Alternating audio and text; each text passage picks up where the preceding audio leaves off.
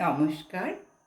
আজকের কবিতা কবি জসীমউদ্দীনের লেখা রাখাল ছেলে। রাখাল ছেলে, রাখাল ছেলে, বাড়িত ফিরে চাও। বাঁকা গাঁয়ের পথটি বেয়ে কোথায় চলে যাও?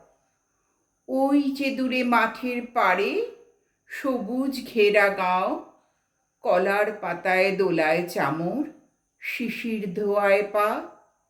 সেথায় আছে ছোট্ট কুটির, সোনার পাতায় ছাওয়া, সাজ আকাশে ছড়িয়ে পড়া আবির রঙে নাওয়া।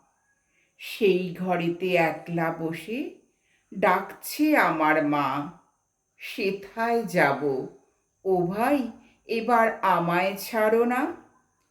রাখাল ছেলে, রাখাল ছেলে, আবার কোথা ধাও? পূব আকাশে ছাড়লো সবে রঙিন মেঘের নাও। নমস্কার।